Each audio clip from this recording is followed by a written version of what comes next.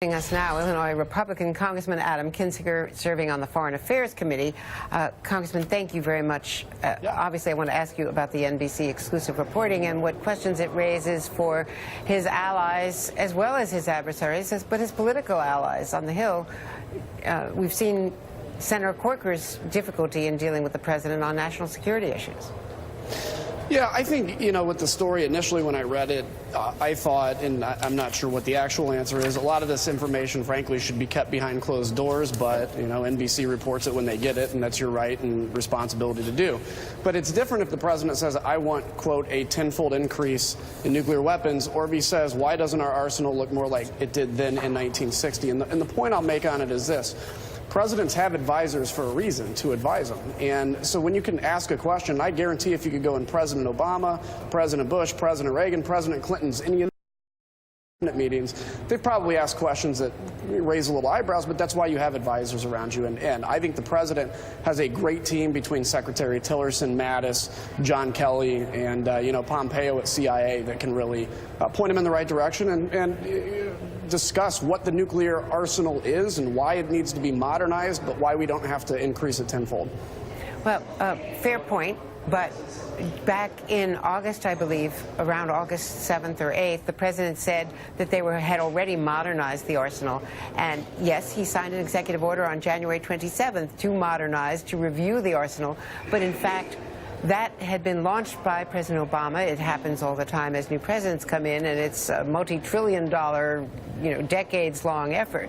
So he was wrong when he said back in August that it was already done and claimed it as one of his achievements. My point is that he needs better briefings, and at the same time he's undercutting the authority of Secretary Tillerson, certainly not Secretary Mattis, but Secretary Tillerson, repeatedly being undermined by the President of the United States. The IQ test yesterday comment was just the latest example. Yeah, I really actually see the IQ comment as kind of a dry joke. I know President Trump's humor. Regardless, though, what I don't like is these public fights between officials in the administration. Even if this was a Democratic administration, obviously I'm a Republican, I wouldn't want to see it in a Democratic administration. I think airing the country's dirty laundry, so to speak, should be done in private. And every administration has them. Every administration has competing forces, battles back and forth. People get let down, or some people are happier with somebody else. I think it's best to keep it off Twitter and keep it out of the public sphere because, again, yeah, it's fact. Our allies are watching, and at a time when we're dealing with North Korea, which is extremely serious, now we're dealing with Iran and what's going on in Syria. I think the more unified we can look is the better for Republicans or Democrats, but frankly for the country. And speaking of Iran, within the next 48 hours, we're going to hear the president's decision. I've been told that it is to decertify, to say that Iran is not living up to the spirit of the deal, that he's going to ask Congress to take a tougher line on a lot of things, Iran's other behaviors. Just yesterday, Theresa May, in a very tough comment about her conversation with the president, argued strongly that the nuclear deal, just the nuclear deal, aside from Iran's other behavior, has made the region and the world safer. You've had briefings. What do you think?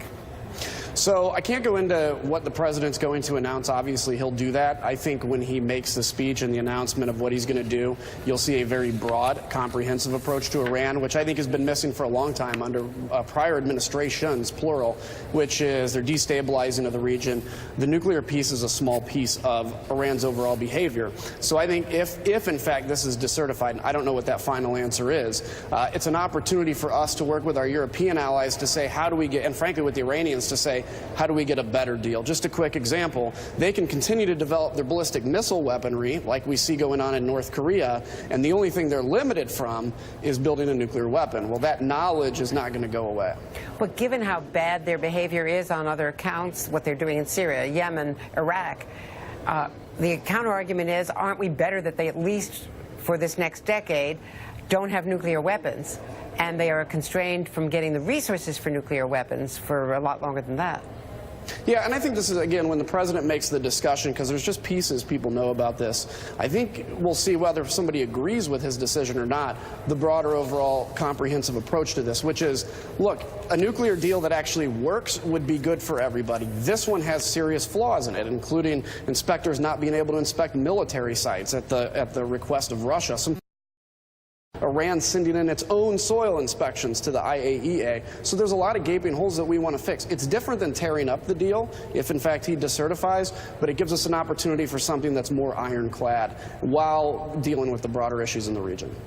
Fair enough. And thank you very much for coming on. I know we first talked about you coming on before we broke the story. We told you when we broke it, and you were still willing to come on and deal with it. Thanks again.